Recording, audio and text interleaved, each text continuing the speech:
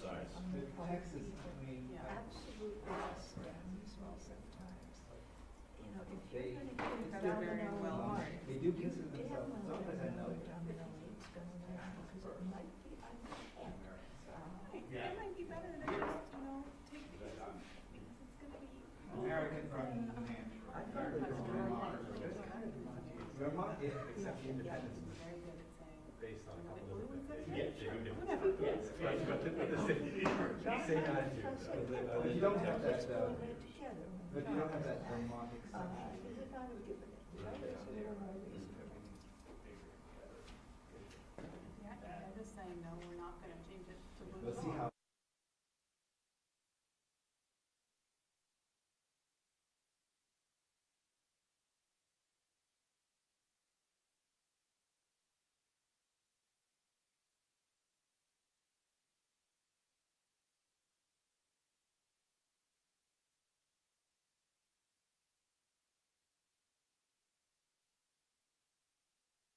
Oh, right. John, this is what the Yeah. plan. Who's it go? Oh, I never. In Boston. But, Boston.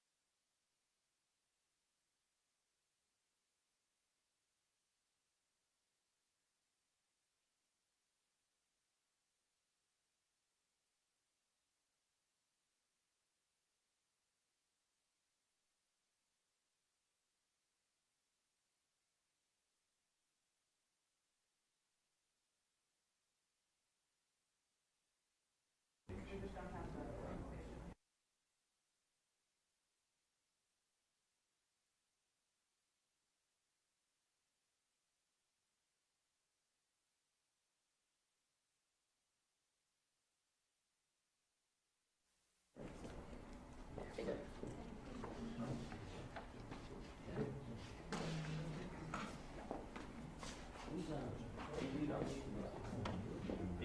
want to offer, like, very good.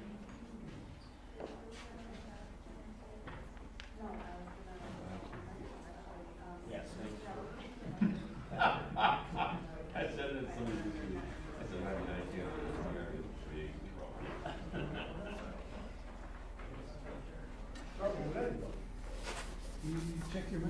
We need to get, Mark going. Already. Wait, we're not ready. We need to get Mark on the Trying to phone. bring it up. So we're gonna So wait just for double click on Mark go to to meeting. I'm Mark. trying. I'm double Nothing clicking on yet? it. Nope. There There you it goes go. finally. Okay. Meet now. Turn it back down. No audio.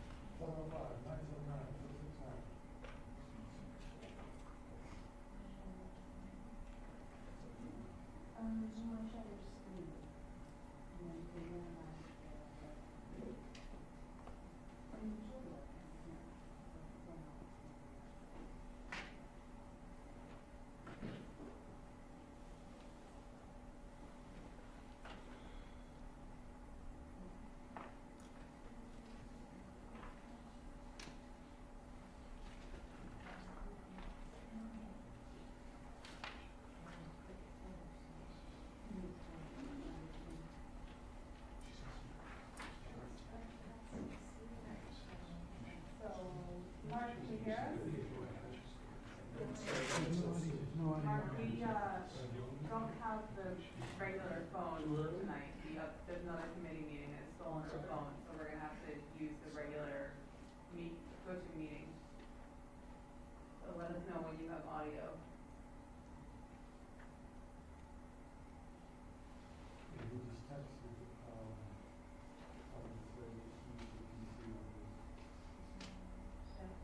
You're fine. We're just waiting for Mark to switch himself on.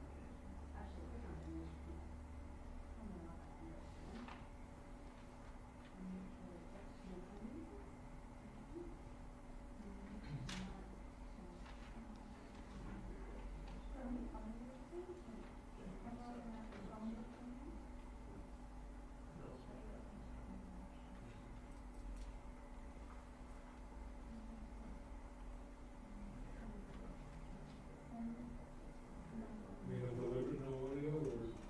They're waiting for Mark. Mark's not in yet.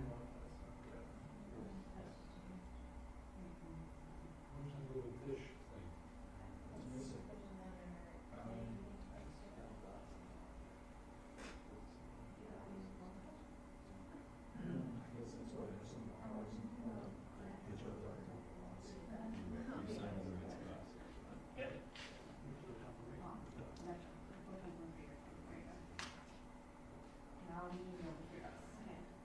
Okay. Mark, can you hear us now?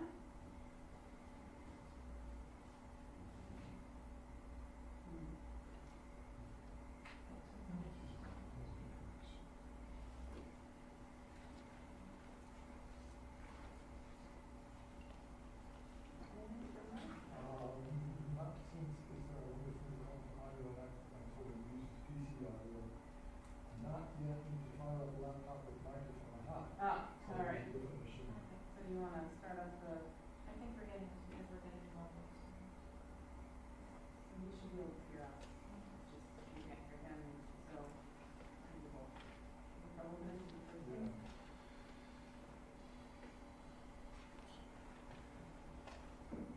So, who's going to do that, this is the initial. Right, the initial stuff, and we'll go back on. Okay, sorry, we're ready. Just a second. Okay, we should be on set. Okay, welcome to the South Burlington Development Review Board for Tuesday, December 4th, 2018. First item on the agenda is directions on emergency evacuations from the conference room. If there is an emergency, we can either exit where we came in or... We've got you, Hey, Mark. Mark. If there's an emergency, we can either exit the way we came in or out these two doors here. And if there is an emergency, we should all meet and make sure that we're all safe and together, and we'll determine that by signing the sign-up sheet. So please make sure and sign that, and we'll be okay if there's an emergency. Next, additions, deletions, or changes in the order of agenda items. Are there any additions, deletions, or changes? Comments, questions from the public, not related to the agenda? Anybody have any comments or questions not related to the agenda? Hearing none. Announcements. Hearing none. Miscellaneous application, MS 1806 of Champlain School Apartments Partnership for alternate compliance with the multi-use district building envelope standards, section 8.06H, for a 20,200 square foot, 100-room, 5-story hotel building at 1068 Williston Road. Who is here for the applicant? I have a presentation. Or should, I was hoping to drive myself. Well, we were kind of, were we out of words? Okay, I guess so we have one board member who's on the, seeing eye of Sauron here. So I'm gonna turn that to the screen, and then we're going to hand you the HDMI cable. Okay. And I think that leaves Mark connected, and he's just gonna have to look at the video screen. Mark, is that true? You can still see the video screen?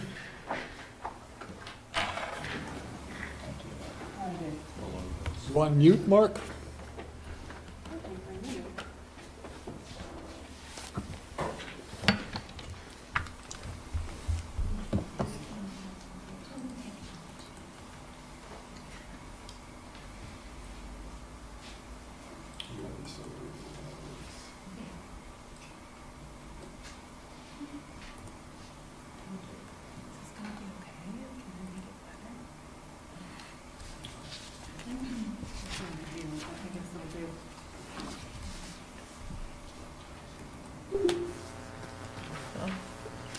That could be him leaving, it sounds like. Yeah.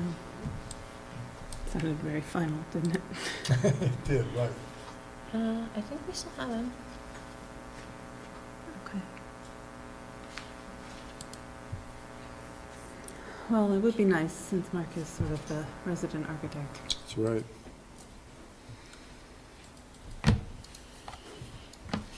We'll wait for Mark's confirmation that he's available.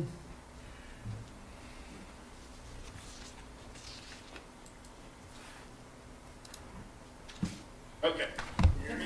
Yep, we Yes. can hear you. Thank you. Yep. I'm Peter Smyer from VHB. I'm a civil engineer, and Swearing in. Let's see, because we are Miscellaneous. miscellaneous application. Would you raise your right hand, please? You promise to tell the truth, the whole truth, and nothing but the truth on the penalty of perjury? I do. And are there any conflicts of interest with the applicant? Mark, no conflicts of interest? Nope. Great, thanks. Peter Smyer from VHB here on behalf of the applicant, and I have with me Ralph Biggers from BMA Architects, also here on behalf of the applicant. Good evening. So we are here tonight to seek the board's review of our proposed use of the alternate entry standard in the T4 district for a proposed building on this site. The site itself lies within the form-based code district, so our application for site plan and the project in general is an administrative one. So we're not going to dive deeply into the project here tonight. We're just seeking the board's review of the doors. I thought I'd give a quick presentation, just 1 minute overview of the project so you could understand context of what's proposed and get a sense of what the project entails. So brought up here on screen the overall concept plan that we've been working with. The project itself is the existing Holiday Inn site at exit 14 off of Williston Road.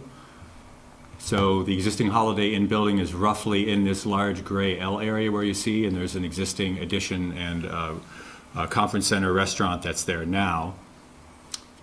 The site is in the T4 district where there is a proposed city street. I don't know if you can see my pointer moving here, but there is a proposed planned city street that comes into the site approximately where the existing driveway is and heads east through the properties that are on the north side of Williston Road. As part of the project, it's proposed that the applicant would would build part of that road, the part that more or less aligns with the entry drive, and then progress from there could be made on the adjacent properties that aren't owned by the applicant, but that this would at least set up these properties for continued development of that city street. The project itself as a whole involves renovation of the existing Holiday Inn building. They'd remove the old conference center and restaurant and put a new end cap on the building with a porte cochere and hotel rooms above. There would be a plaza space located to the east of the building that would serve as open space under the form-based code district. Then in the front of the site, adjacent to Williston Road, there would be a proposed 100-room Hampton Inn, 5-story building with a 6-story rooftop bar deck that would be located along the ramp and Williston Road and would be adjacent to this proposed city street. So that would be meeting the build-to requirements of that proposed street. So the project itself involves furthering the goals of the city center. It involves building the street to the standards of the bylaw, streetscape furniture, patio spaces, open spaces, and so that's kind of the overview of what we'd be looking at here. The existing parking and landscaping in the sides would be formalized. This is pretty much all parking now, but there would be the parking patterns would be interrupted by proposed landscaping and plantings. So the building itself is all one use. One of the things that is interesting about it is it gives energy to this corner of this gateway area into the T4 and into this proposed city street. So we are excited about locating this building here. However, because it is a hotel and because the Hilton brand itself has certain requirements for how folks access their building, access to their hotels is important to them, it's important to the brand, and so there are some challenges with the form-based code as to balancing the hotel's needs with the public entry standard of the form-based code. So that's why we're here tonight, is to try to get a read from the board on our use of that alternate entry standard, and that will feed into our administrative application, which we plan to submit in the next couple days. So that's an overview of the project. I think from here I'll turn it to Rolf, who can go into the doors and the building in more detail. Did you have a chance to read through the staff comments? We did, yes. Okay, just want to make sure that. On the doors, the red comment on the doors? Just in general, the staff Yes. comments, to make sure you understand the context of the board's review. Yes. Okay, keep going. Thank you. Rolf Biggers with BMA Architects, and I'm going to focus primarily on... Excuse me, sir. You want to swear him in? Oh, I did. Thanks. Will you swear in? Yes. Rolf, I have the elevation views and I have the movie. I don't know which Okay. you want to go to. I think let's walk through it first to kind of explain what the whole gist and direction is of this entire corner, and then let's talk about specifically about the entrances and how that relates to the hotel use in particular. And then I think to wrap it all up, if we do the movie, I think that'll kind of pull it all together and give you a really good sense of what's going on with the site. Right now, as you know, it's a Holiday Inn that's getting ready to be renovated. It's the typical old style of design with a, and I think what you're doing here, and that what the developer's trying to do, and what I think you're looking for is an energizing urban node that basically anchors this corner that's on this really very high density interchange with a lot of visual access. Maybe not, physical access, I think, is what's talked about in your regulations, but here we're really predominantly talking about visual access from the interstate and as people drive by. So that's a very important criteria. I think that the duality of the two hotels is going to do a lot here. It really makes the site very dense to where it does have a nice urban character. It's going to be a perfect, I think, a solution to what I think the city is looking for to anchor this corner.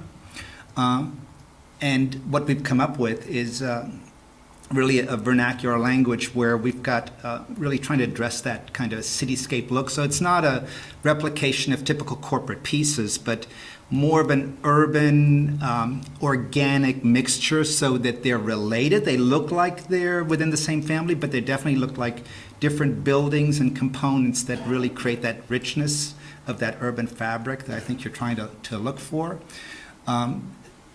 what's going to happen here is, even though Williston Road is the primary thoroughfare, this new street, we'll call it, I guess, Dorset Street Extension for now, that comes across, that's really what we're looking at as the primary facade for this Hampton Inn. And even then, I think the primary focus point is actually that interchange between the Hampton Inn and the Holiday Inn, right, where you basically take a left then as you come into the site, where we're focusing everything inward onto that. So it's very pedestrian oriented and scaled. It has some good visual access. And right there where you come in and you take a left at the corner between the two hotels, that's an important node. And that probably, right now we've got a pedestrian streetscape on the other side. That's probably going to get more defined by VHB. But we're dealing right now with the architecture and how to really focus on that streetscape, that Dorset Street extension. And so we really took a very hard look at your guidelines and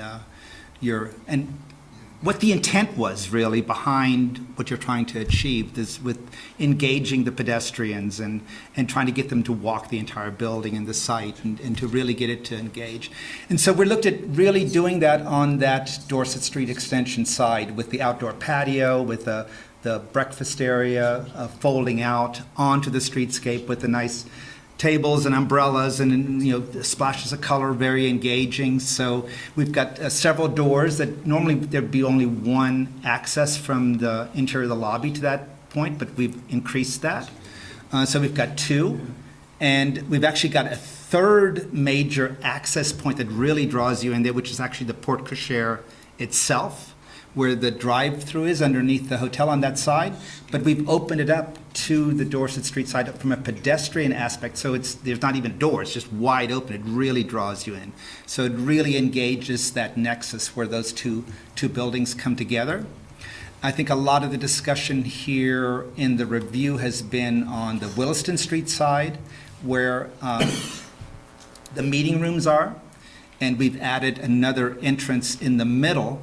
And those are limited entrances. They're definitely open to the public, but it's really, it's a hotel. So one of the hotel criteria, especially here in the last few years, is that there has to be visual control and access for security reasons. This really started several years ago with the Aaron Andrews situation, and then if you watch the news here in the last day or two, there's more of that. So it's not going away. One of the key aspects is to have visual control from the front desk to see who's coming into the space. These entrances on the Williston Street side in particular would be accessible to hotel guests with a card key access. Anyone that accompanies that guest would have access there.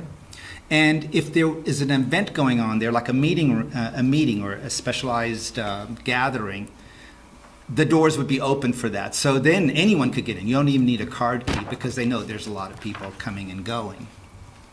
But one of the things the Hilton in particular would be concerned about is if that was open all the time so that guests can come in the back.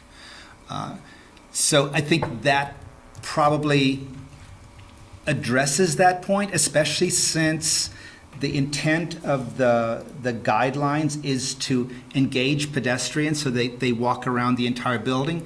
But we're not really in an extended block upon block of streetscape. We're at the terminus. And you don't want people to turn around, I think, is what your guidelines say. But as soon as they go a few more steps, when they hit that interstate, that's not going to be conducive to continue going. So there's already a natural barrier there. So I think what this does with the meeting rooms, it really draws people in on a more of a demand basis rather than just on to seeing it and wanting to go there. But yet it is accessible and it has that visual access that I think is so important that you feel like you can go in. It has a hint of what's going on down on the Dorset Street extension side. I think the other thing that kind of plays into this is that your regulations really deal with trying to engage the pedestrian to get them to come into a site. But because this is a hotel, it actually has a reverse effect. We're actually contributing the pedestrians. So we're getting people, there's going to be 100, 150 people staying here every night that are coming here, parking, staying in the room. They're the ones that are going to be emanating from the building and engaging in the streetscape. So it's not a matter of drawing people in. We're actually the contributors to that streetscape, which I think is a really important point to make for this kind of a node. So I think we looked at this to try to, how do we meet the spirit and intent of the guidelines? Because I know what you're trying to achieve, but I'm sure you didn't have this building in mind when you wrote the regulations. So we're looking at what's the best here, because we want to be part of that, and we think it's a good solution. And I think we've hit on a number of points here that I hope address what you're looking for. That's basically it in a nutshell. So right now, what I've got to kind of show you how we've resolved this, or what our solution, what our idea is for solving this, is a quick little video that starts along from across the street on Williston Road and actually comes into the site. So you see a lot of glazing. We've actually got about somewhere between 40 and 50% of the first floor is glass. So it really draws you in visually. As you don't even have to go into the site. You're just driving by. It's someplace you want to go there. Now this is going down the Dorset Street extension. Again, a lot of glass, and then a big punch of glass where we have visual access into the lobby, the Cinzano umbrellas outside, a really festive atmosphere. Then a big portal to draw you in, to draw pedestrians in, and then of course the cars come on the other side, so we separate that vehicular and pedestrian conflict so that you have both events happening right there to energize that corner. I'm really excited about this building. Sometimes they come together a little bit better than other buildings. This one I think really gelled, and I really would like to see this in 3D, visual 3D. So do you have any questions at this point? Parking's underground? Parking for the Hampton is underground? Yes, it is. There is a parking level underground. It's 5 stories, 1 level of parking underground, and then a partial 6th floor for an engaged rooftop experience. Whether that's meeting rooms or bar, there's still some discussions going on with Hilton as to what that can be. Sorry, go ahead. The access point that you're talking about on the front, that's card reader only.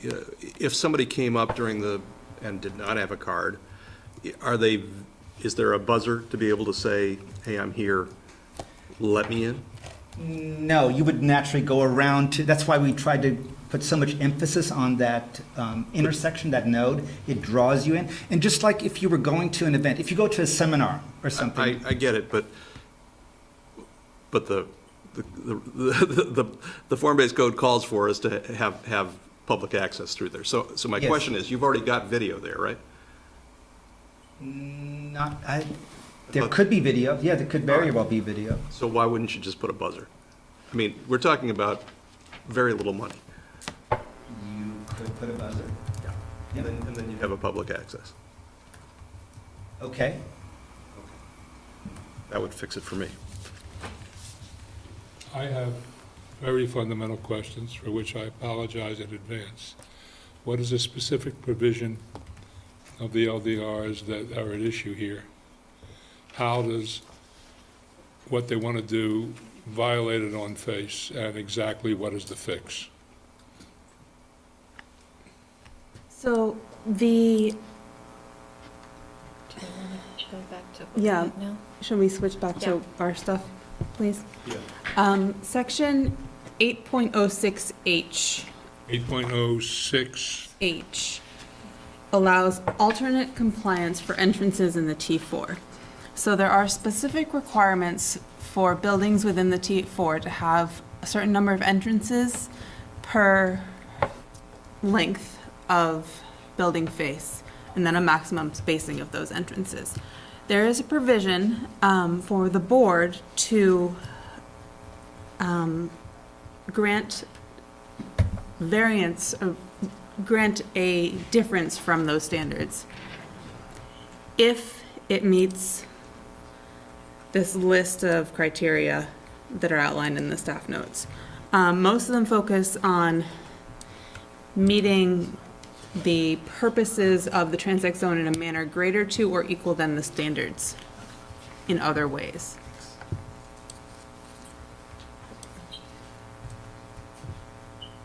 No, I guess there's no succinct answer to my question.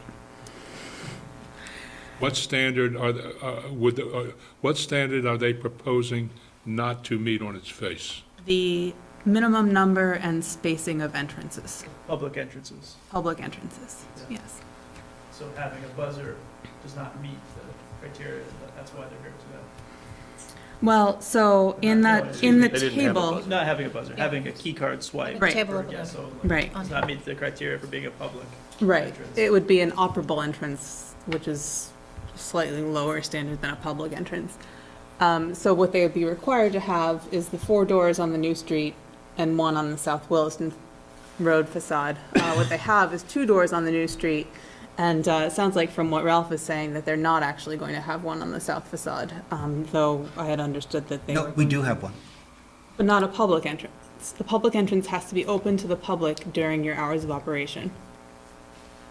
You have an entrance, but Okay, it's we not looked a at that as public being a entrance. public entrance Well, it's because, as you described it, because when there's an event going on there, but it's it's going to not be open. always open Not always, when the no. hotel is open, right? So To the that's, general public. right. Just like if a retail store is closed, it's not going to be. Right, but that's when the store's closed. When the hotel is open during regular business hours, when there's not an event, that door would not be open.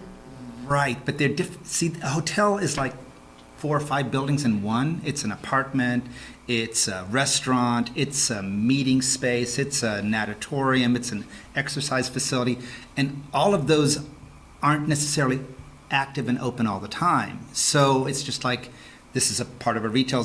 It's like if this was a retail store and it's only open from 8 to 5. From that time, it would be open. So when the meetings are engaged, it would be open so people can come and go. There'd be other security barriers on the inside to keep people from going in.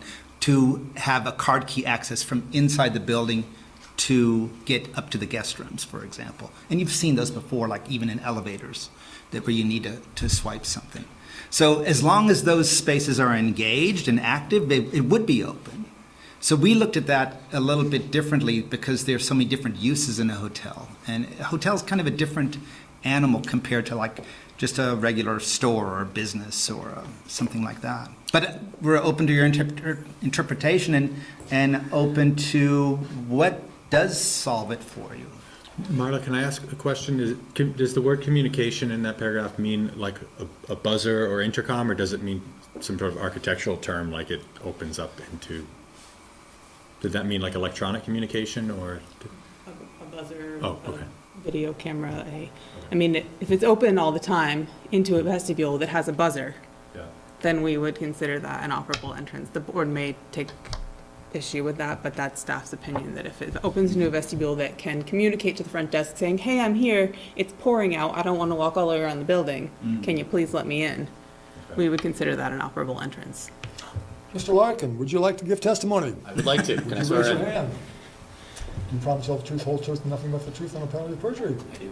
Thank you. Yes, sir. Good evening, Joe Larkin. I just want to jump in and part of this is just a dialogue to have. You know, from where I stand, we're happy to pursue whatever comes out of this meeting tonight. If it requires a vestibule, great solution. If it requires a buzzer, great solution. Part of this is we're sort of learning this on the fly and having never worked with this before. I think I just wanted to sort of jump in, and Ralph and I hadn't even really fully communicated on this point. So what I would like to say is I'm hoping from this meeting to have a good direction and a clear direction that solves the challenge that we have tonight. So thanks. So the way I see it, that little table right there on the right, 4 doors minimum is what the requirement is without DRB approval. They're asking for just 2 doors on the new street. And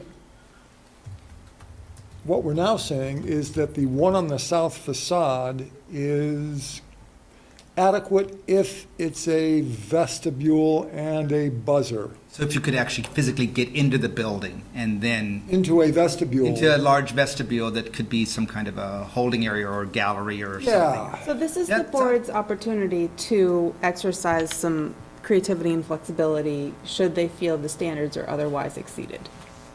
So staff felt that they didn't, with what was presented to us, that they didn't need a waiver on the Williston Road facade. I think with what Ralph is saying now, they may. It's sort of a medium. The board has the authority to define what that means as part of this authority under Define what means? what, if that door is okay. If the It doesn't have to, operable it doesn't door- have to meet the strict standards, because the board has the ability to waive the strict standards If under those 6 things are met. 8.06H, yeah, If those 6, right. which you indicated 3 of them do, Would it come into play that that facade is actually at the terminus of this area, so it's not like in the middle of this engaging streetscape? It doesn't necessarily encourage walking around the building because there's no reason to walk around the building there. So it seems like that requirement is placed there for a different reason than we've got here. But you know better as to how you wrote the intent of that. planning We commission did wrote right, it. to be clear. Yeah. planning Okay. The commission. development review board is the judge, we're not the authors of the Yeah, legislation. that's the other group. I may be misreading it, but I'm looking at H, the alternate compliance for entrances. And I'm looking at D, 3D. Any proposed alternative shall be incorporated along all facades of a building for which alternate compliance is being sought. Yep. And shall be distributed along the entire facade in a manner which meets or exceeds the average frequency and maximum spacing as required by the BES.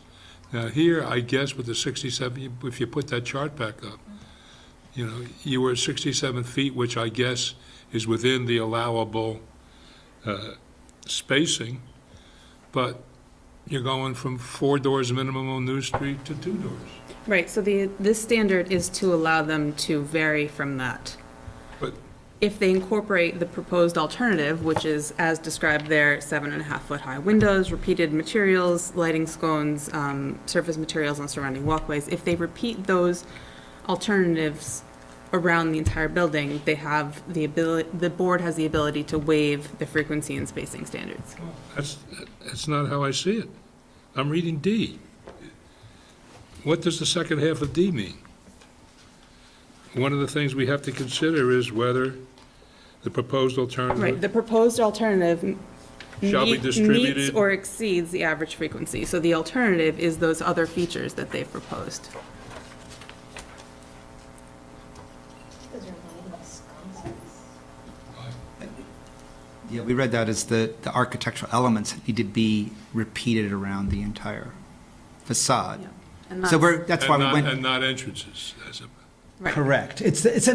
Because from the interstate side, there's not going to be any physical access, but we need visual access because we need to engage that perception of people driving by that there is something that's going on here, to engage them to come in and interact with the site, and that's how we looked at it.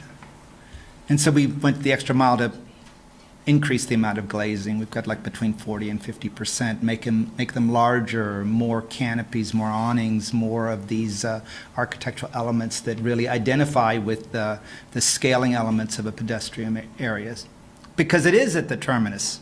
It's not in the middle of one of these street facades. It's the anchor at the end, and there is no reason to really proceed beyond it from a pedestrian standpoint. and I understand But what if you're you, saying. but if you think it needs to happen, we'll figure out a way to do it. I think it's a stretch to read it as you do.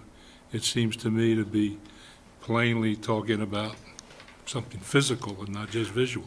Right, because I think it talks about a building that's not located here, that's in a different area. That's why I think it's the intent of the code was not written with this building in mind. And when you look at this on a major interchange of a highway, it kind of changes things a little bit, and especially that it being a hotel. So a And so that couple we tried to points of comply with that. correction. One is that this isn't the end of the form-based code district. The form-based code district does extend across the highway. Yes. And then the second point is the way Ralph is interpreting this standard D is the way it was intended to be interpreted. Whether the language is poor, I don't disagree with you.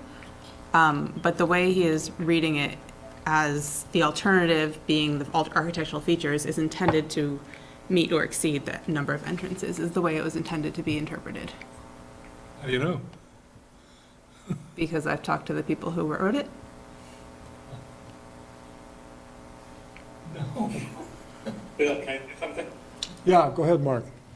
I just want to say that, you know, in terms of, I think it was John that had made the comment that the public entrance on the south facade, which faces Williston Road, that it had become an actual vestibule with a permanently open door that then goes into more of a controlled door with either video or key card access. You know, I could see that being more of a public entrance at that point. Because, you know, you think about this is more turning into an urban environment hotel location. It's not really, but it's turning into one.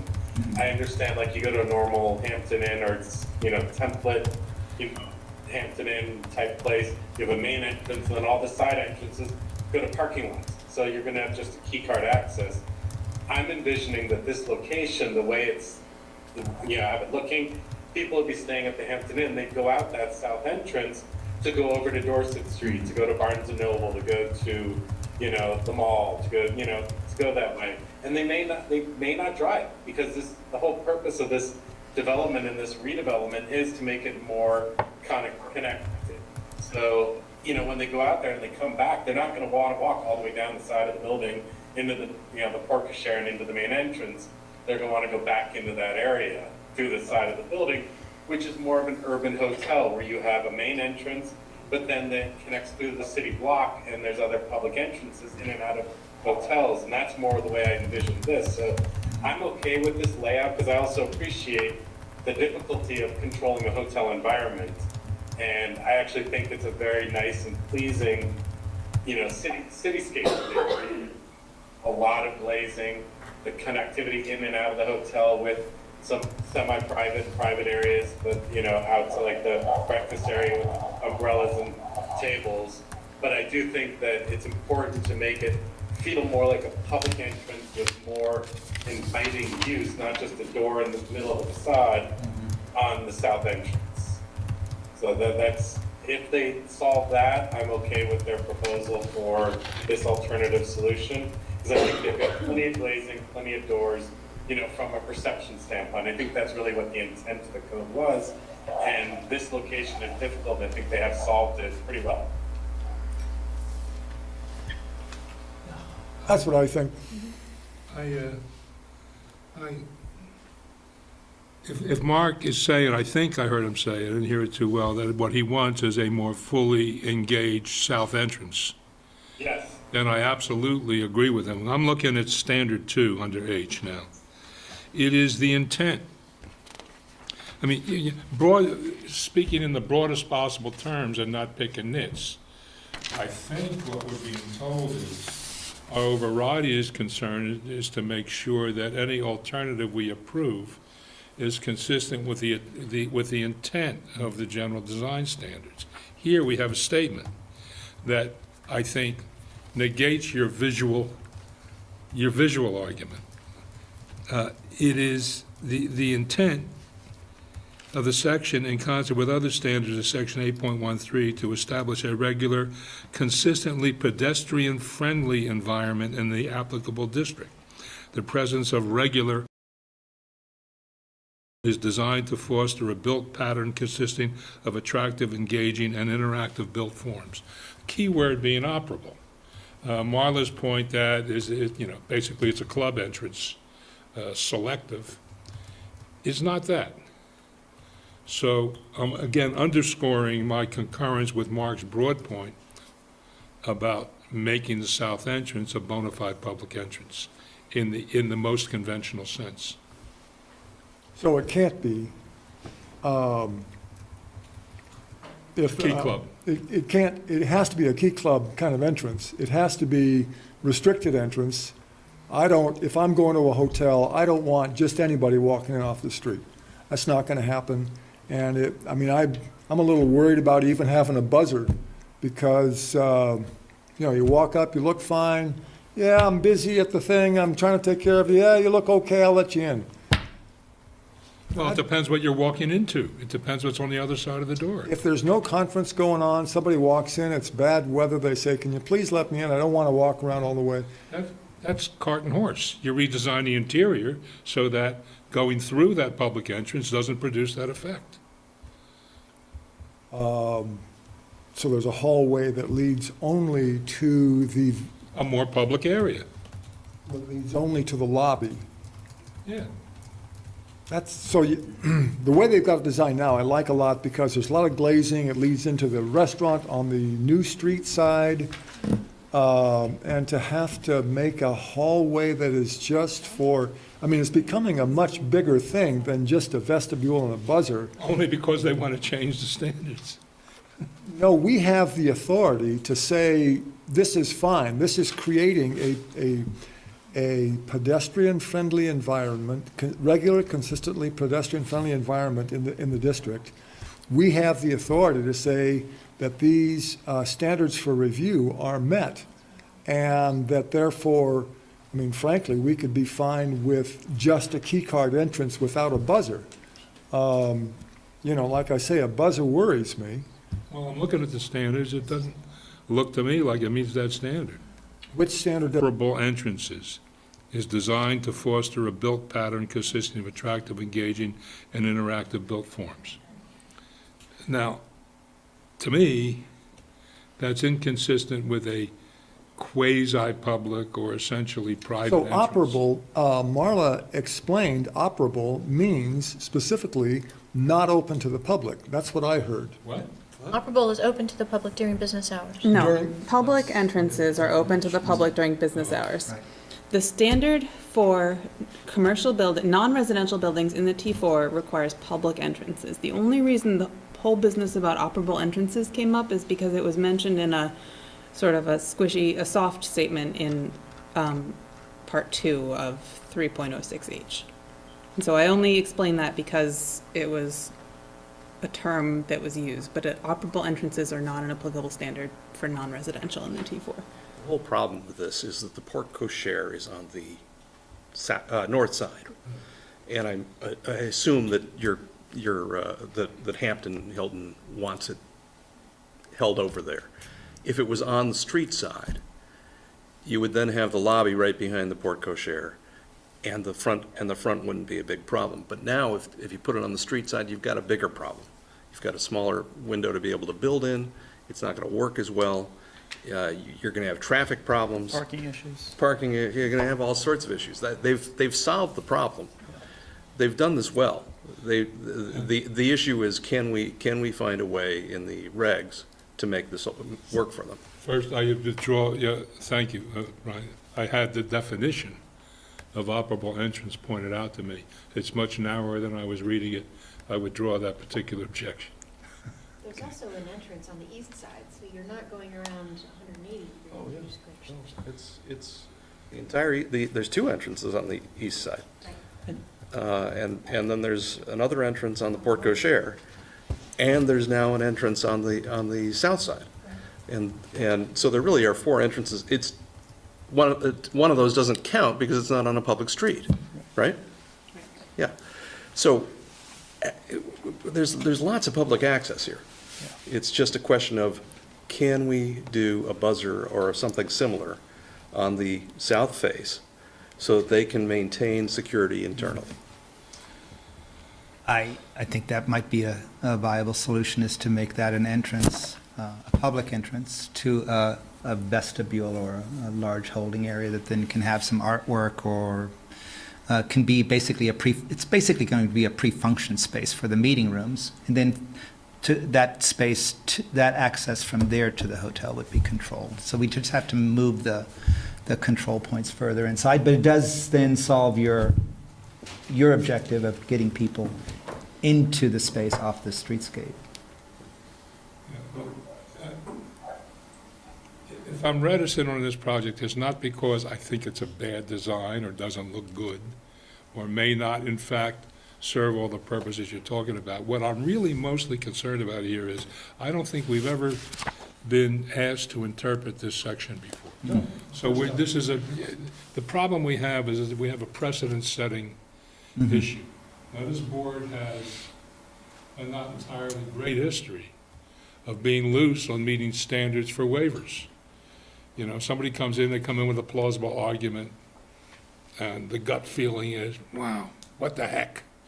Rather than anybody actually looking at objective standards and making the determination. Here we have a set of standards that appear to be objective. Before we bless what you want to do, I think we should be looking one by one at the objective standards and saying, does this meet it? How does it meet it? So that we are not, right out of the gate, messing around with what are supposed to be objective standards and setting a terrible precedent for going down the road. Because frankly, it's my experience, developers pay attention to this stuff and say, well, you gave it to the other guy.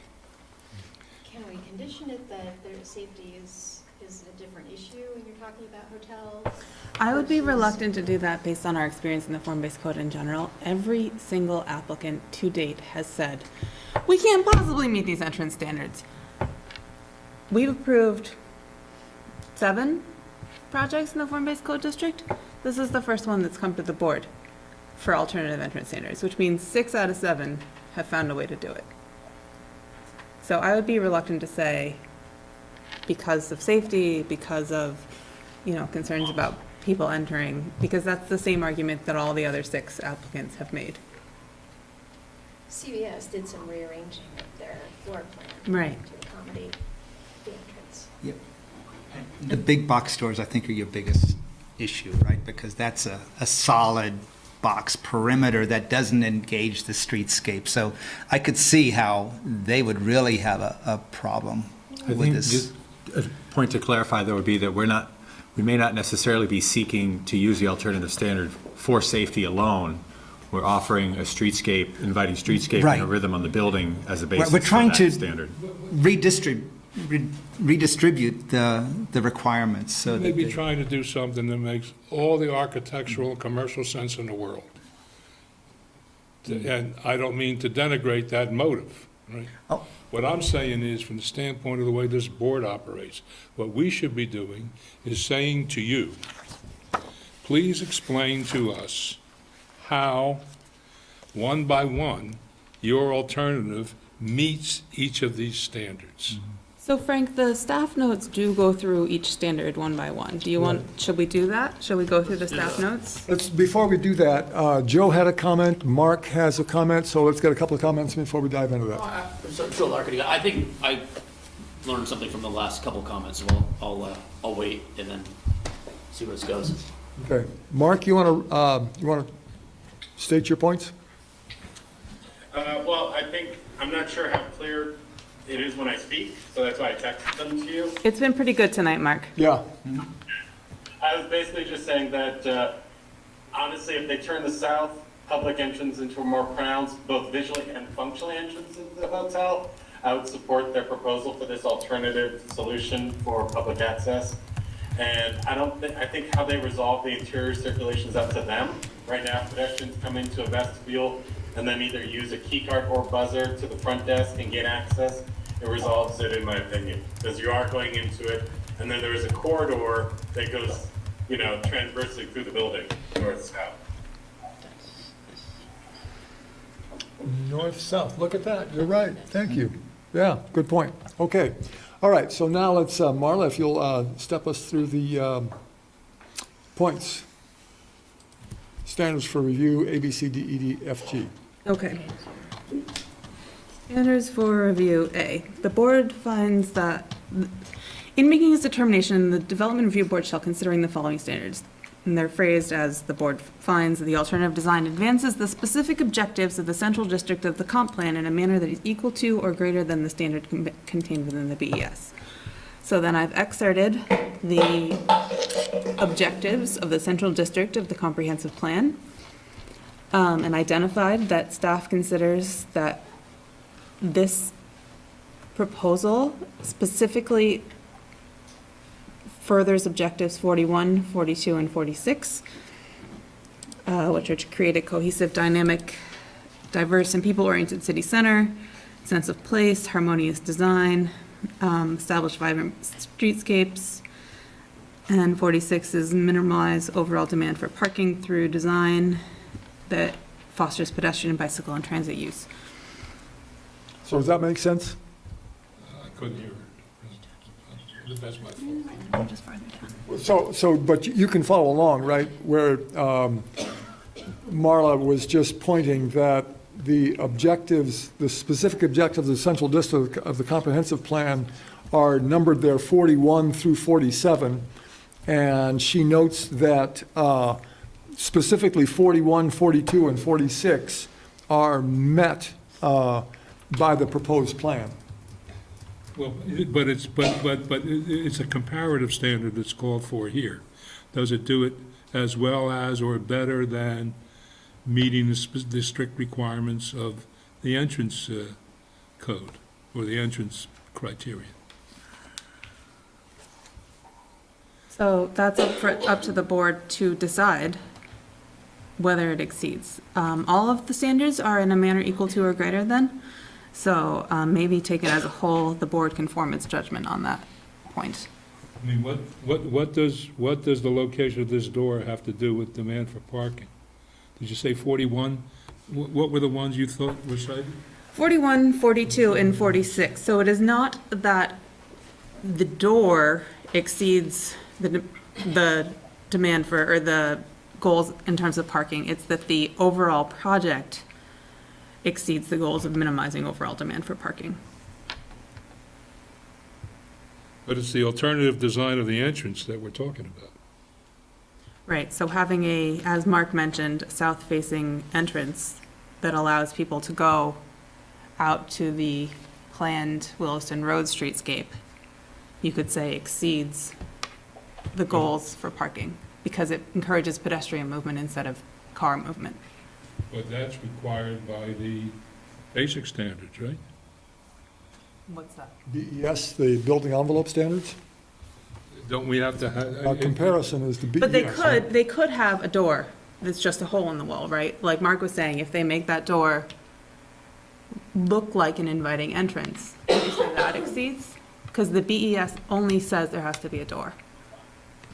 Well, operable, right? No, public entrance. Public. But this is less than public, as public is defined in the regs, right? So you have to decide if the other features exceed the publicness, I guess. Or equal.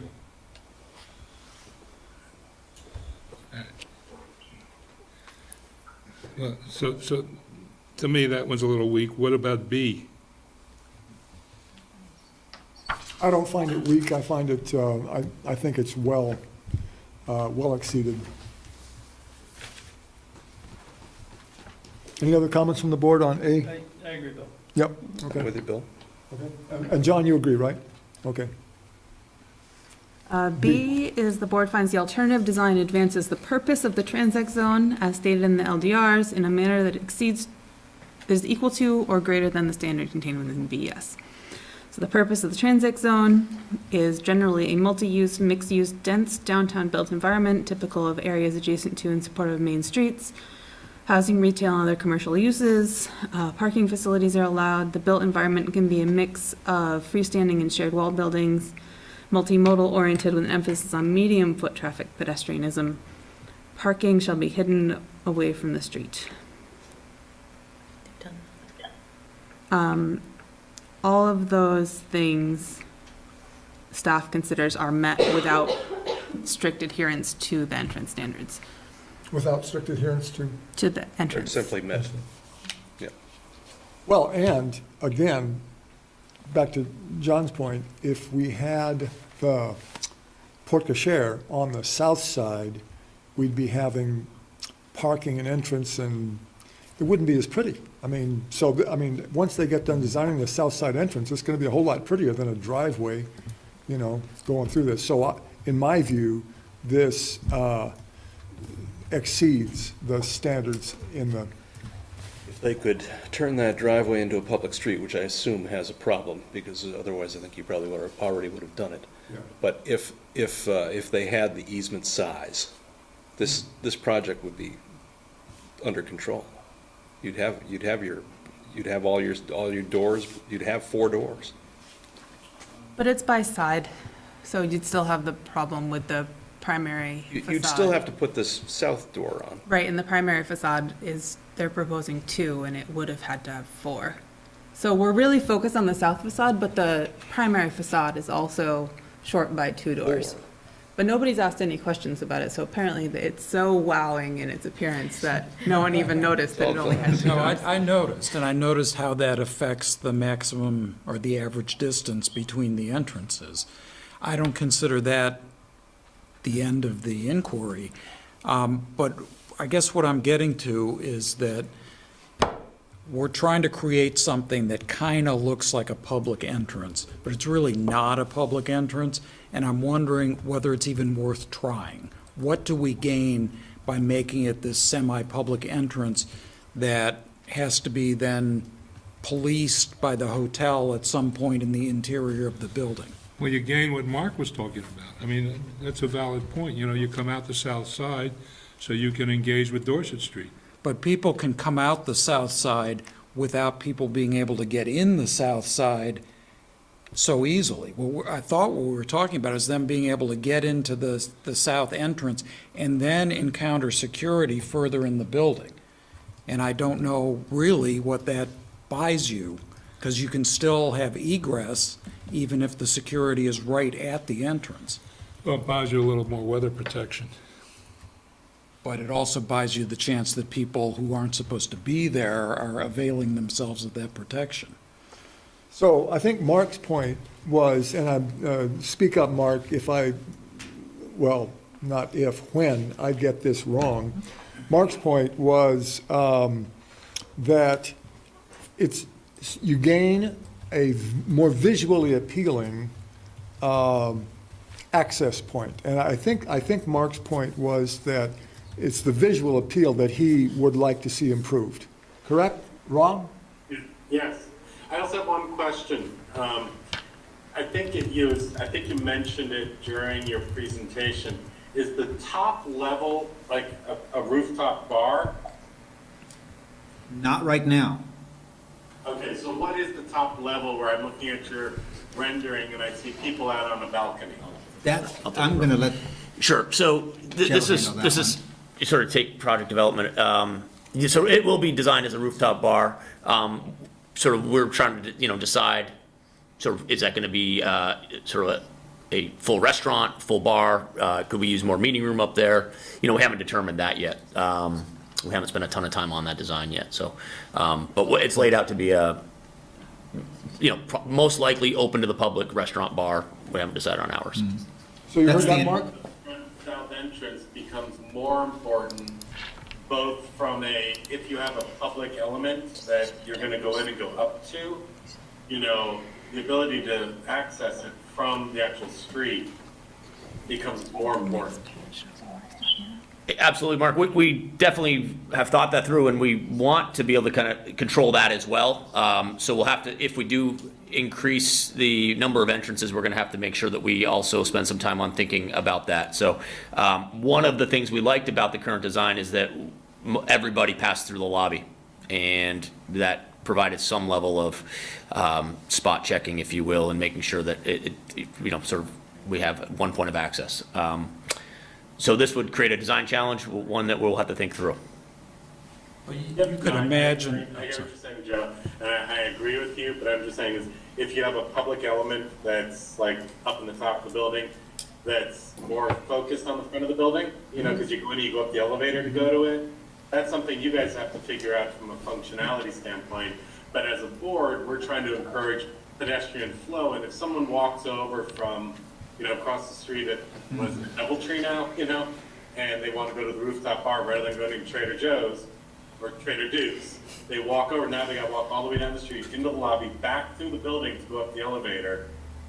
It is an interior circulation control issue for you guys to work out, but as a board, I'm trying to say I would want that to be a more public entrance, which is what this district and the zoning code.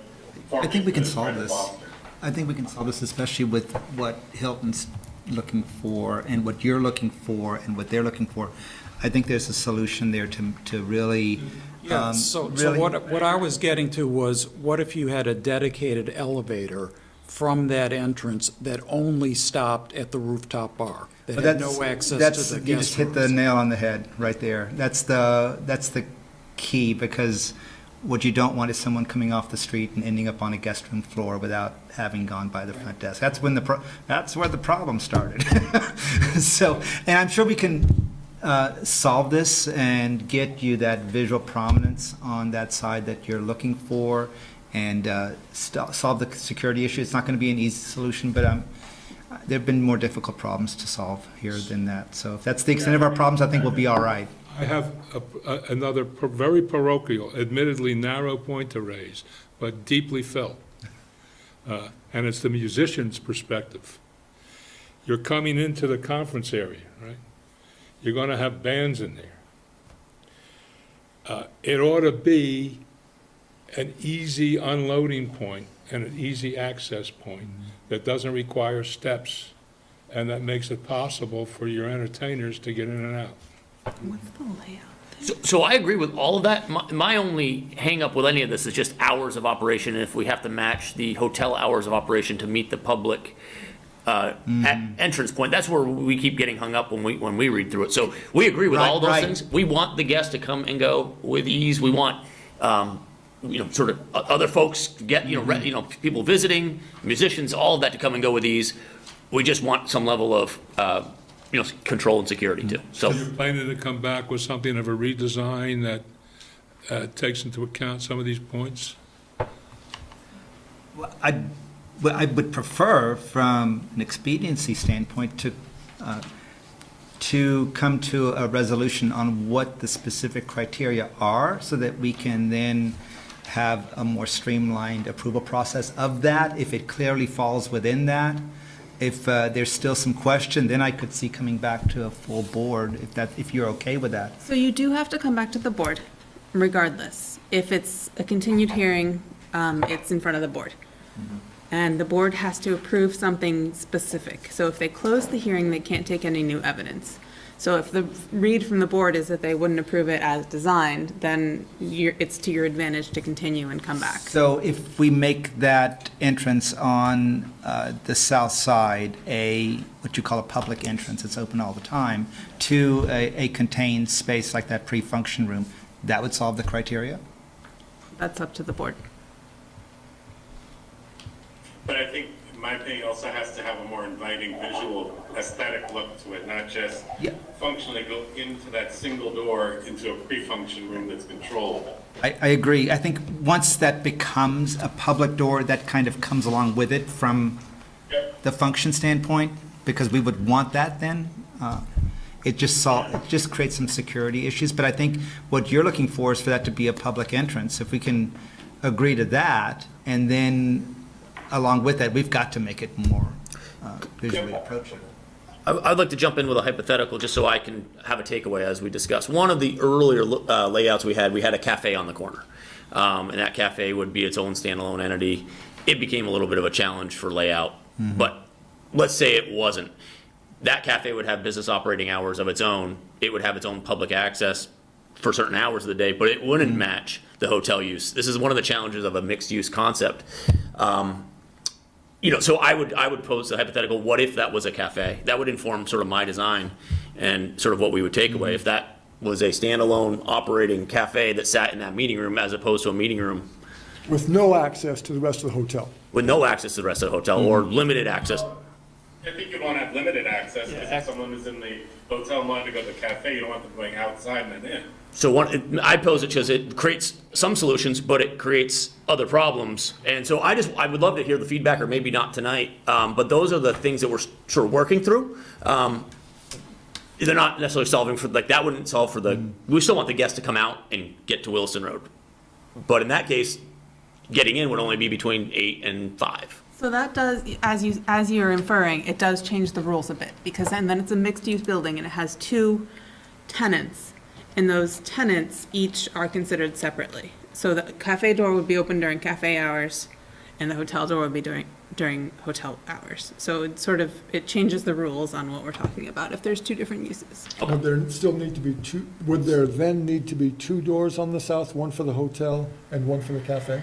The form-based one code thing. does not, how do I want to phrase this? The form-based code does not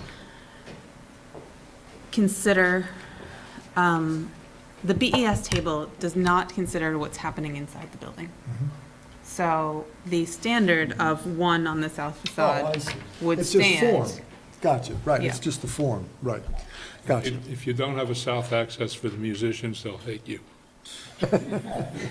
But to the point of the hypothetical question, I'm looking at the definition of public entrance, and it says it needs to be open during business hours. It doesn't say the business hours of the primary business on the site. So the way I read that is, yes, you could have different operating hours for that entrance than you do for the entrances on the east side of the building. That's my interpretation. Yeah, we would interpret it the same way. Staff would interpret it the same way. That was going to be the goal of the hotel as well, that when there are seminars, functions, meetings, events going on in those spaces, the door would be open, because otherwise it becomes really problematic from just a usability standpoint. So I think that's inherent, that's already there. Right. So in terms of hypothetical, yes, cafe with its own hours of operation would be fine with that south entrance. Same thing with the rooftop bar, Right, I think. right. So if, Or, and in terms of that, an elevator that wasn't just a single-purpose elevator, but that with key card access, you could get off at the rooms, and without key card access, you can only go to the top, and then the restaurant has its own security issues Yeah. to solve. Well, suppose, if this hearing is continued, may I suggest that the board deliberate a little bit between this hearing and the next instance of it, and maybe talk about Ralph's point about that conference space being a second use within the building? Can you elaborate a little bit more, just so the board has information about how that conference space Yeah. operates, if they want to discuss it outside of this hearing? Yeah, I'm sure you all have been to different seminars and events at hotels. When you know there's an event at the Marriott, you go to the lobby because you don't know where it is. So that's how people get into it. But those spaces are only active when there are events going on. So When you would you show be up, able to get into them when they're not events? doors are locked to the meeting rooms.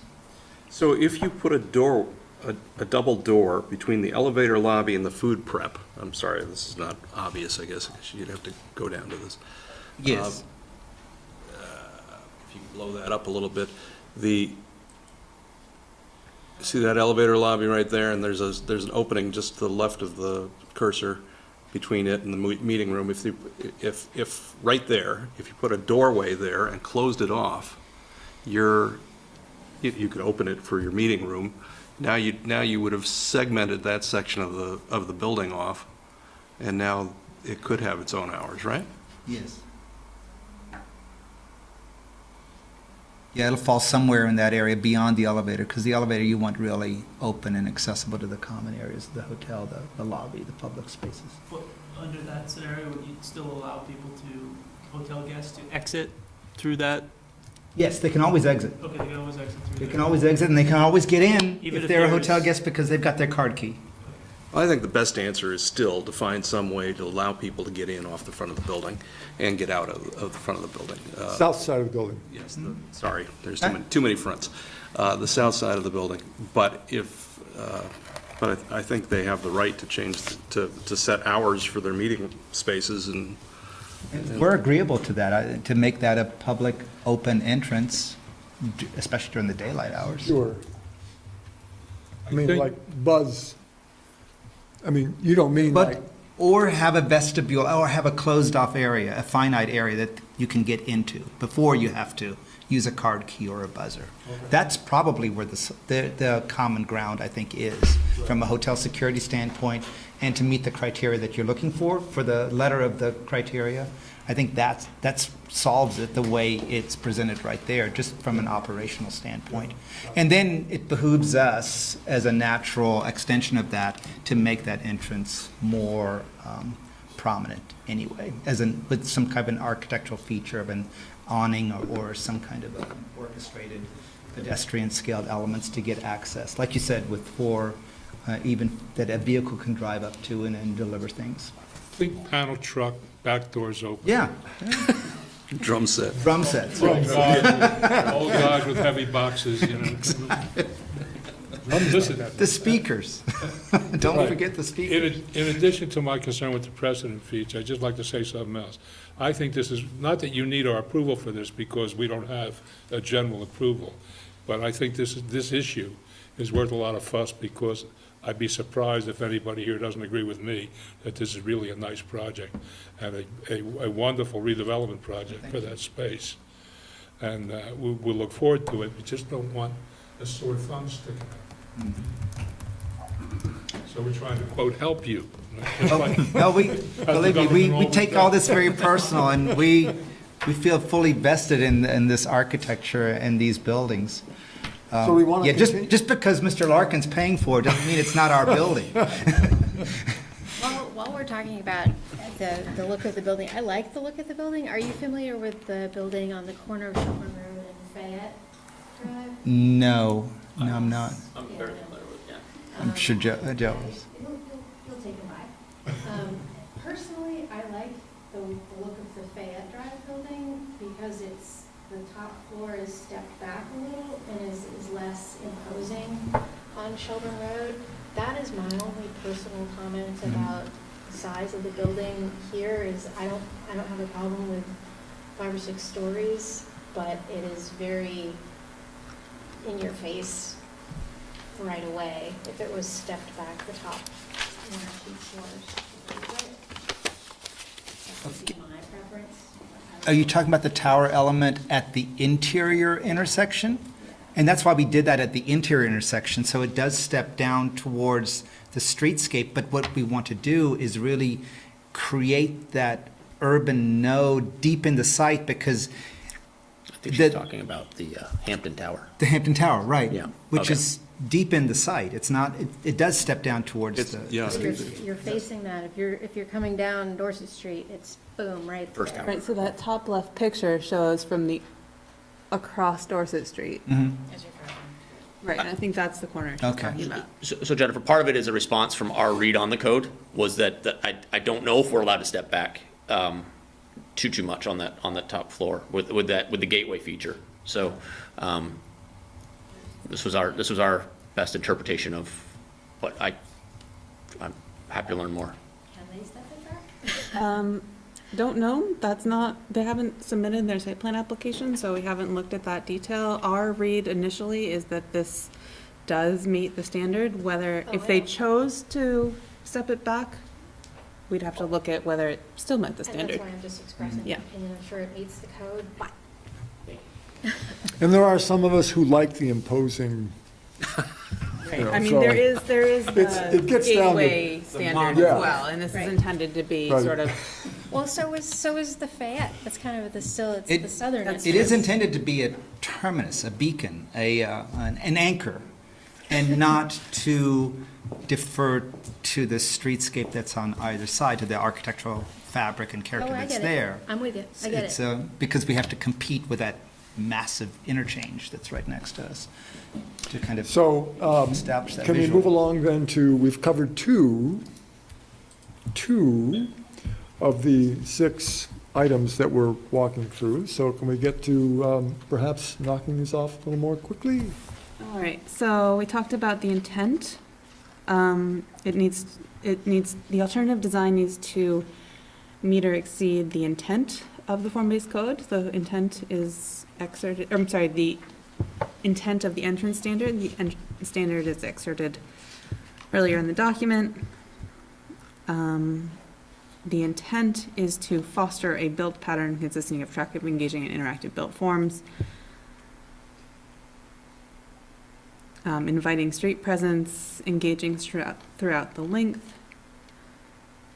Reason and interest to walk the entire length and engage with the next building rather than have an uninviting and unengaging environment. So I think this meets this criterion very well. Comments, questions, disagreements? I agree. Good. Number D? Proposed alternative shall be incorporated along all facades. We already talked about this.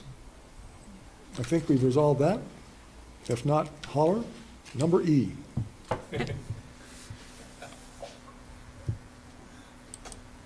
Was that a holler? No, is that a holler? I mean, yeah, if you disagree.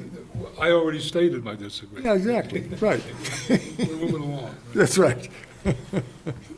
If anyone else, I mean, I want to hear if anyone agrees with Frank that the intent is to have like more doorways all the way around the building, which I think would be bad because you'd have it on the freeway side and, Doorway to the freeway. yeah, not good. So if people disagree with my disagreement with Frank, that's fine, but if Well, otherwise. it's average frequency and maximum spacing. Average frequency. So in other words, you could have more on one side, less on the freeway side. But, you know, do I think it necessarily makes sense? I'm not arguing that. I'm saying, what does this standard mean, notwithstanding Marla's private conversations with the bad draftsman who wrote it? Okay, very good. Point made. Thank you, sir. Number E. The alternative shall not be counted or calculated as meeting or contributing to any other required element. That means if it's otherwise required, if somebody says, I meet the bare minimum, Right. please give me alternative entrance waivers, you're not supposed to do it. Got it. F. Proposed alternative All shall seasons? fulfill its function in all seasons. Very good. Got So that there in shouldn't mind. be reliance on deciduous trees, for instance, I don't know, grass. Yep. Creative elements are encouraged. Any proposed alternatives shall consist of original design elements. If using artwork, only commissioned artwork shall be considered. Doesn't really apply. Right. And that was the conclusion of staff as well. Okay, so in light of those seven, I think it's seven, criteria, I think that we're well within those, and that we do in fact meet or exceed by a lot, is what I think, the standards required. You probably mean once he makes those little adjustments. Exactly, exactly. So what, we're looking at a continuing date, right? So just to make sure we're all, so that Ralph and Peter and Joe walk out of here with guidance, nobody has any concerns about the primary facade on the new street? The two-door instead of four-door. No. Okay. No. Thanks, Mark.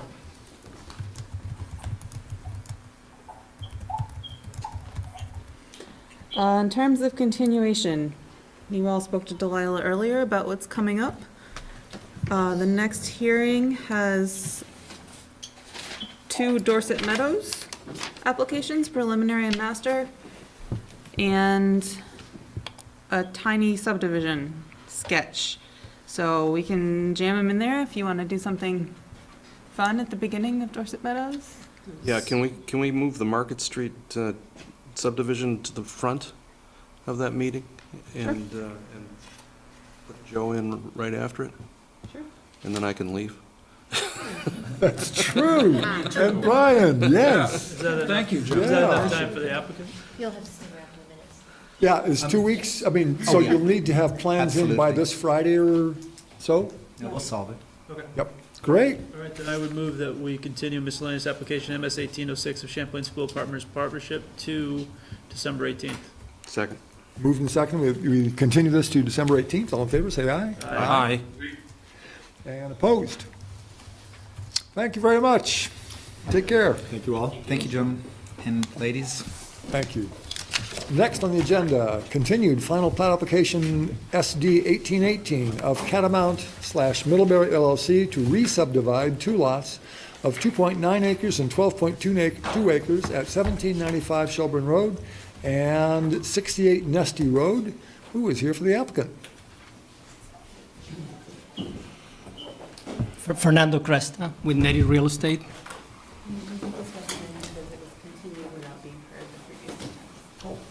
Okay, if you'll raise your right hand, please.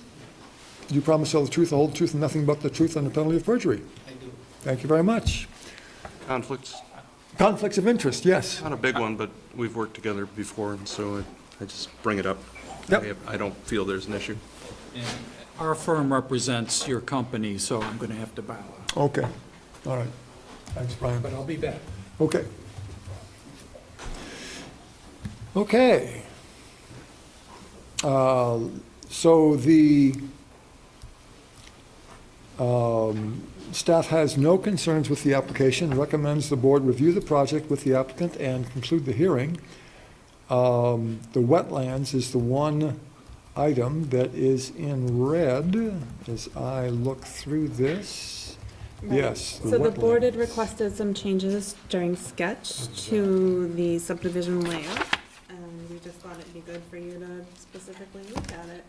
Yep. And then the other point that's made in the staff comments for this application is there were some staff comments in the originally scheduled hearing that pertained to basically what this project created in terms of developable land. The applicant has looked into that and has said, we're okay with that. So it wasn't really a concern for staff, it was more of a flagging it on behalf of for the applicant's benefit. So the last paragraph under site plan standards, as no building improvements are proposed, no additional landscaping, when the applicant submits for a site plan, they must either plant landscaping to match and so on? That was one. There was one about creating a situation where you had more front yard, so you would have less ability to put parking wherever you wanted. That's right, yeah. And then, I think that was it. It was just those two. Okay. So we can either have Mr. Cresta walk us through this, or we can go by memory. What is the board's pleasure? I remember it. You're good with memory? Way to go, Frank. John, Matt, Jennifer, Yeah. Mark? Yep. Yep, good with memory. We've done this already. We've done this already, exactly, right. So why don't we just quickly step through what the wetland adjustments was, because I think that's the one thing I want to make sure that everyone on the board is aware of and okay with. So, Mr. Cresta, if you could walk us through the wetland adjustment. Sure. I think, if I'm not mistaken, what it was, the line where we, let me see.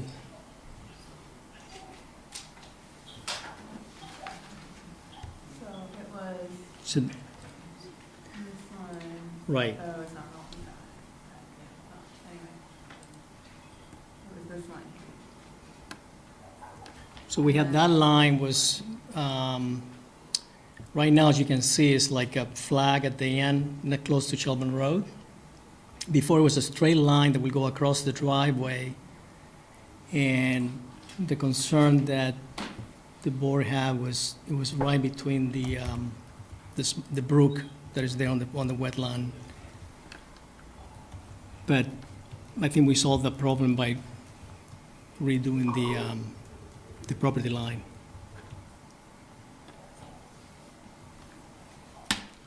Right, so you have more or Catamount South has more responsibility for wetlands than they had before. Right. Yeah, and you're aware of that. Yes. Yeah. Good. Yeah, I think John stated it well. Comment, Mark, did you hear John's comment? No, it was fractured. What did he say? Nothing important. Not true. I agree with John. No, John said that Catamount has more responsibility for wetlands than, Catamount South has more responsibility for wetlands than the neighbor. Is that right? Well, then they had, Than they had prior. Than they had before. Yeah. No. so now they have equal responsibility to each other. Well, now they have equal responsibility. Okay. Yeah, they're I both, agree with that. Okay. If there's no other comments, I'll entertain a motion to close, or, Close final plat Oh. application SD 1818. do you need public? yeah, any comments from the public? Thank you. Okay. Sorry, Mark. Sorry, Matt. I move that we close final plat application SD 1818. Second. Moved and second, we close this application. All in favor, say aye. Aye. Opposed? Thank you very much, and Brian can come back in. Thank you. Take care. Thanks. Next on the agenda, continued site plan application SP 18-51 of NFI Vermont to amend a previously approved site plan for a group home. The amendment is to construct a building addition, 4 new parking spaces and pedestrian walkway at 102 Allen Road. Who is here for the applicant? Paul O'Leary with O'Leary Burke Civil Associates. And you are, well, I have to check with Marlon. Oh, I don't remember. I don't think I was here. This is a continued site plan application, so I think you've already been That's sworn in. correct. Yes, very good. So we're already sworn in, and if you'll just walk us through what the changes are. Oh, there's a red note about the tree replacement deficiency. Yes, we should have Marla in here. Here she comes. This is just a picture of the site off the NRC website. Thank you, sir.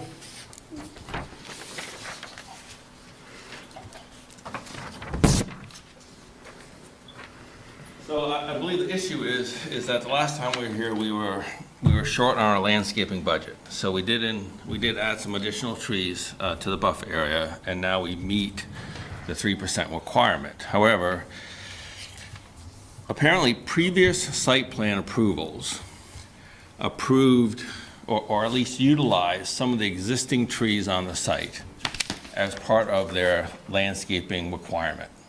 Now there's probably on the order of 50 or more mature trees on the site, and that's the purpose of the picture I gave you. So you can see now, as you recall, we're talking about the building in the back. You can't see it from any place until you drive back there, and so right now it is a nonprofit use, as Chuck explained to you last time we were here, and we have a $7,500 landscaping budget, and that nobody's going to see except for the occupants of the building. So basically, you know, staff is saying that as part of the construction of the building, we have to remove some of the existing trees. And I believe initially we were talking about, we went out and counted the trees and measured them, and it was 52 inches in terms of calipers. There's a 20-inch pine that we've agreed that we can save. So we're basically down to 32 inches of calipers that we're removing. So the point is that because we're removing them, we have to replace that same caliper, that same number in new trees over and above our landscaping budget. Now, I'm sure whoever got site plan approval the last time didn't realize that he was basically saying that, you know, you cut any of those existing trees out there and you've got to pay. I'm sure they didn't understand that. But so here we come, we're nonprofit. In order to replace the trees, another 32 inches in caliper of trees, we're talking about another roughly $7,500. So it takes the landscaping budget on this nonprofit project that nobody's going to be able to see from roughly $7,500 to $15,000. And that's what we're here. We're here to ask the board tonight to find that the 3% requirement that we are meeting is sufficient for the project as proposed. It is not. And reciting nonprofit 5 times over doesn't make it any more so. You know, I mean, there's a straight ahead requirement, right? Well, I don't agree that it's that straight of a requirement when you read it. I mean, I think there's certainly. Well, wait a minute. The original development took advantage of the existing trees, right? In order to meet the landscaping requirement? I don't know if they did that or not, but the original development had an approved site plan. Do you know, Marla, did they use some of the existing trees for some of their landscape requirement? I didn't look at the decisions, I looked at the plans, and the plans showed the trees. So I didn't look into depth, because the board and the LDRs say that if it's shown on the site plan, it's an approved site plan. So now what we're saying is that if I come in with a site plan and there's a whole bunch of trees on it, and you approve the site plan, if I come back and I remove some of those trees, I'm doing another phase, I've got to replace those trees in kind for the caliper? That just doesn't seem to make sense to me. Replacing the trees does not count towards the landscaping budget. Replacing the caliper trees is not part of the landscaping budget. It's over and above the landscaping budget. Is that correct? Yes. Yeah. It's a separate requirement, right? Do we have any authority to waive that requirement? You have authority to allow alternative compliance in the form of landscape architectural features, hardscape features. A lot of times applicants will say, I don't want these trees because then if they fall down in a storm when they're 20 inches, I'm going to have to replace 20 tree inches. So I'm going to put in a pergola. I'm going to put in benches.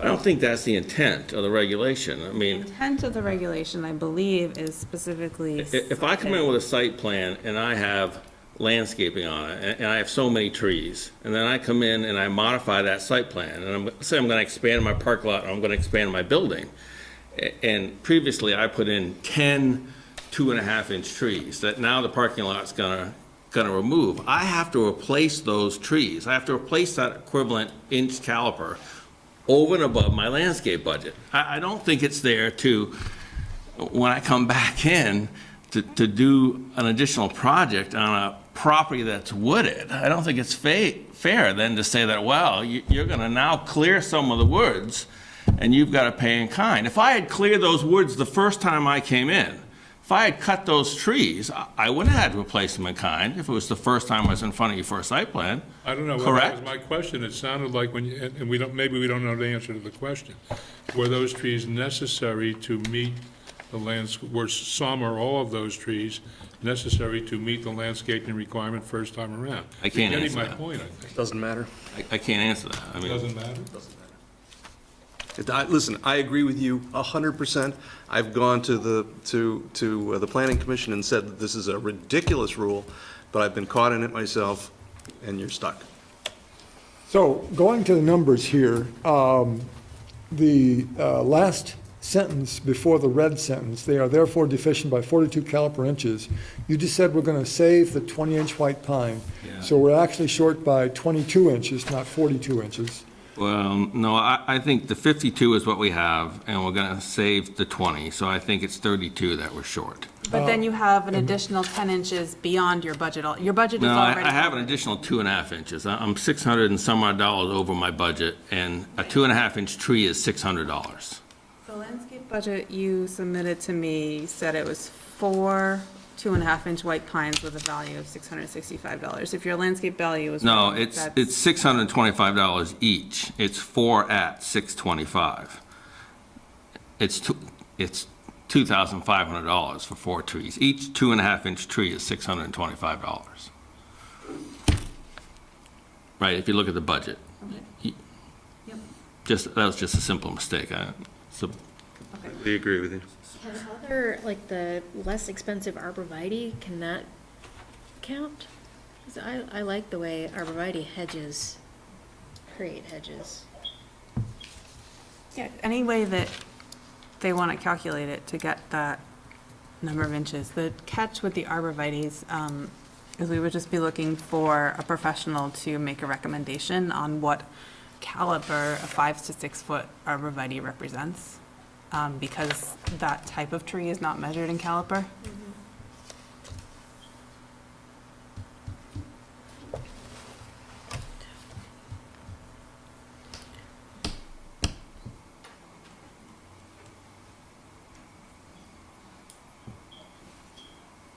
Well, I certainly agree with John. Our heart goes out to you.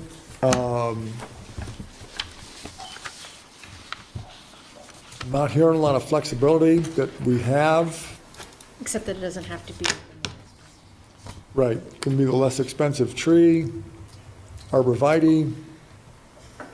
And as Marla says, we'll just need to get a expert opinion on what caliper those represent. We've recently allowed some perennials and so forth, haven't we? That's true. We did. Allowed what? Perennials. Right, and the specific condition in that case was that it represented an overall well-landscaped site. So this is a heavily landscaped site. This is a site that doesn't need another tree. That's why I'm bringing it up. Which section of the regs are we in? I just closed it. 1306. And we have a client who wants very low maintenance things. So, I mean, trees are the best solution because, you know, we don't want to do perennials, we don't want to do gardens, we don't want anything that they have to mow, and it's just the nature of the use that they want it low So maintenance. the alternative, another alternative is this alternative hardscape feature. So if you can calculate what 22 inches of trees would cost, you can propose that value in That's not helping them. other Right. things, which are low maintenance, I guess is what I was Yeah, getting at. I understand, but certainly, as you can understand, with any project, it's a budget issue for these folks, so. And we're saddling them with $15,000 of landscaping that they really don't need, so, and I'm not gonna say the word, Frank, but it's something that we all pay for, you know, through different services, so it's coming out of everybody's pocket to meet this requirement, which seems to be not necessary. So. I'm sorry. Marla, could you help us out a little more specifically with the replacement requirement, where that is? Yep, so as you're seeing, I'm sure, the replacement requirement is Part I of 13.06. And it does not give specific standards for trees with a caliber greater than 5 inches. The board, in numerous cases, I'm sure John has counted them, has applied the standard to all trees because there is no standard for trees above 5 inches.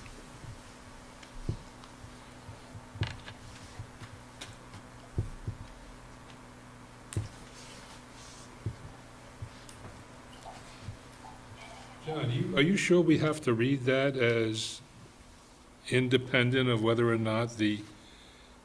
Am I the sure? trees- I'm not sure how I'm telling you this is how it's been read and how it's been applied. If it's there, it doesn't matter whether it was required to be there or not? If it was on the plan and you cut it down, you've got to you've got to replace it. If it wasn't on the plan, then you don't have to replace it. So I agree with Paul that had they, before they ever came in for the first plan, clear-cut the place. Yeah, but that's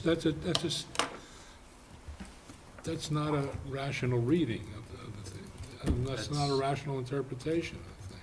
We deal with irrational all the time in this board. Well, we're not required to go along with that. I don't think. We're not required to go along with irrational. What would you propose, Frank? You don't have to apply that if the mere fact that it was on the site was not necessary in order to get the thing approved. That's a happenstance. That's not... I guess I'd also comment, you know, Frank's point is that the previous plans none of the plans have ever called out specific trees. In other words, said, oh, there's a 20-inch here, there's a 4-inch here, there's a 6-inch here. All it's shown is a tree line. Showing the tree line, you know, and that's what's shown on the previous site plans. I mean, it didn't say, nobody ever called out and said exactly how many trees they were, exactly what calipers, you know, they were. It's just a tree line. And of course, the old rule that if it died and fell over, you could cut it up and take it away and not have to replace it. Correct. Which, so, you know, there's that opportunity. No, I mean, look, this is, I mean, I'm generally in favor of a fairly strict reading of these regulations, but they require a rational reading. I don't know. So you're looking at Am I stretching 1306I. too far here? Well, how do you get around these shells? Shown on an approved site plan. Well, Well, it could be an approved site plan. but the trees aren't called out Trees on the aren't approved called site. It's just a tree line. It's just clouds. Right. I mean, how do you even know? If it just says tree line, Well, it's the same thing we were dealing with on a project at the golf course. Those trees pre-existed. We're not allowing them to come down. We'd be changing standards here.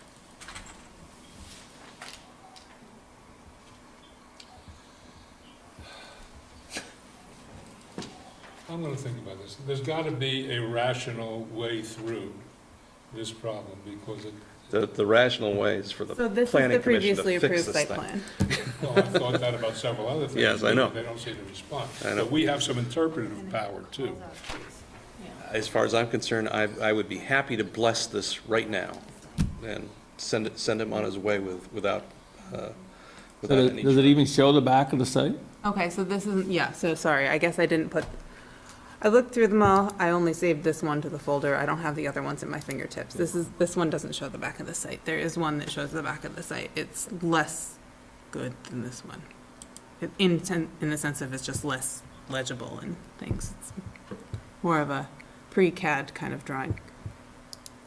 But this does say like existing spruce, Scotch pine. Right, so this is the front of the site, and that's not what we're talking about. I apologize. I thought it did, so that doesn't help anybody's anything. Never mind. Thought I was being helpful. Oh, you were trying. Almost was. So, Frank, you're looking at 1306I, right? Landscape am. maintenance? I am. I'm gonna stare at the thing and try to read it as a whole a few times. Maybe I won't come up with a conclusion tonight, but it's just a stupid rule. I mean, it's not a...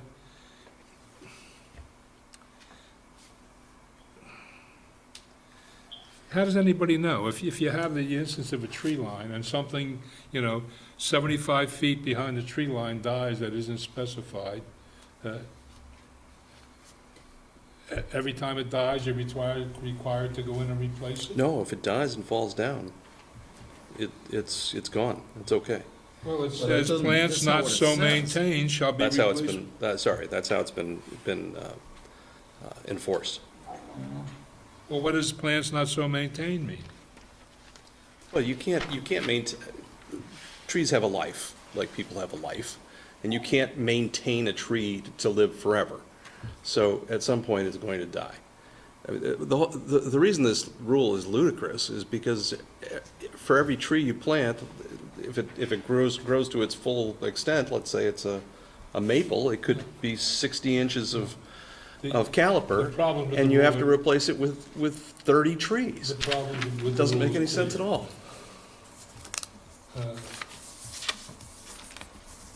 So it sounds like the board is potentially interested in moving away from precedent. And I would suggest that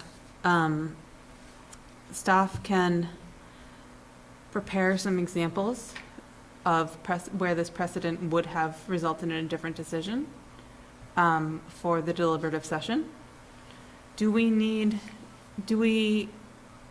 me put it this way. Can you wait longer on this? Can I what? Do you need a resolution tonight? How long?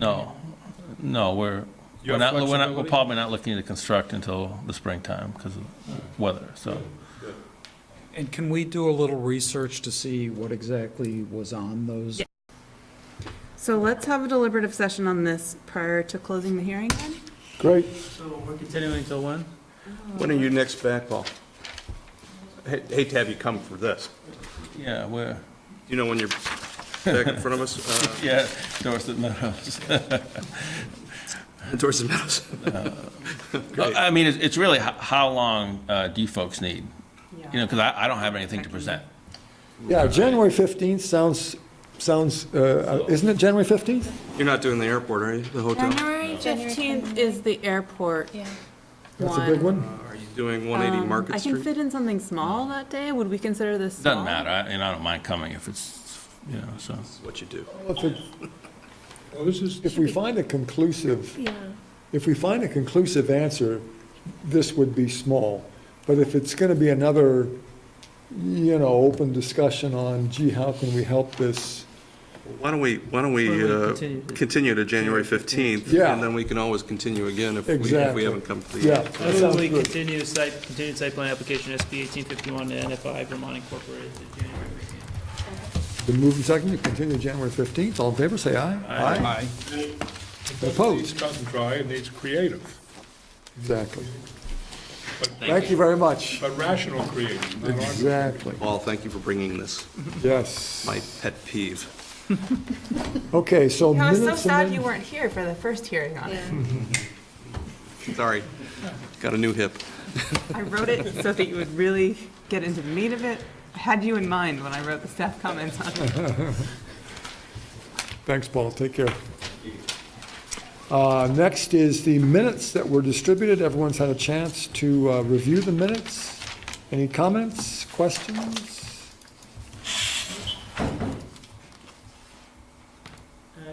Move that we approve the minutes from November 6th. It's been moved and seconded. We approve the minutes from November 6, 2018. All in favor, say aye. Aye. Opposed? And other business. So, other business, please be kind. Staff understands that Jennifer will be ending her tenure with the DRB at the end of her term. I just won't run again. Oh. 2 terms.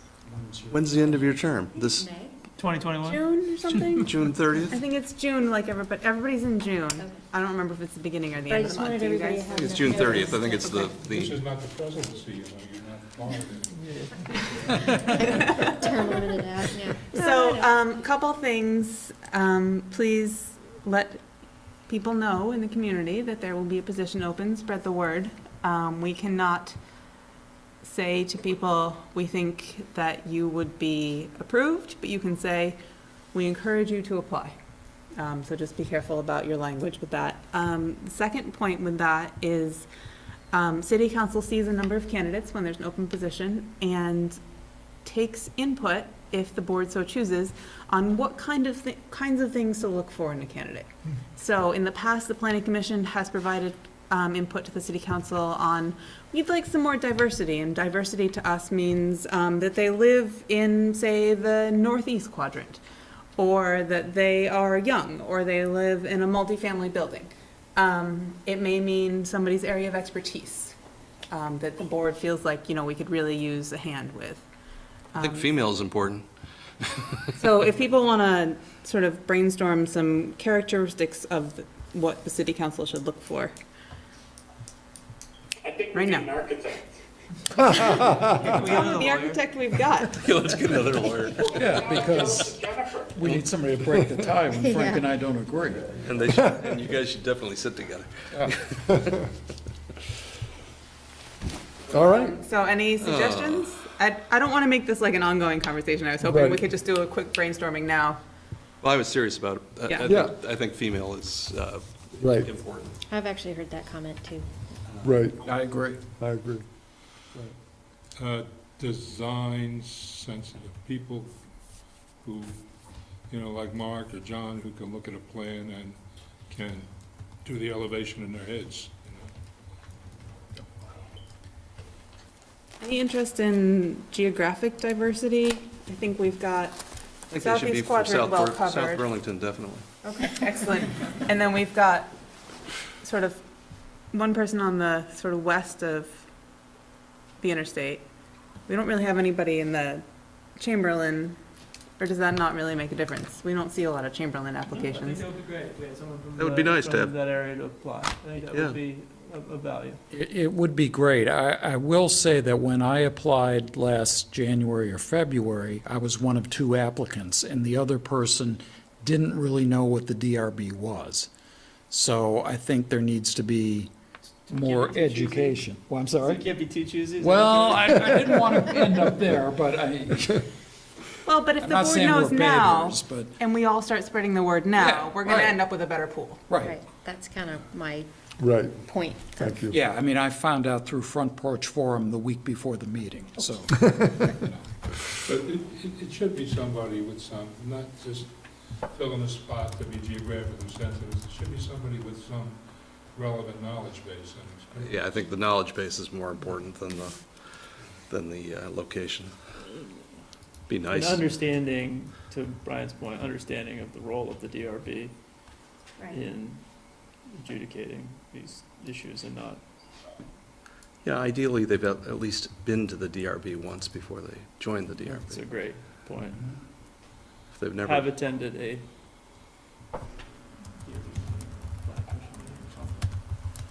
perhaps have been party to an appeal.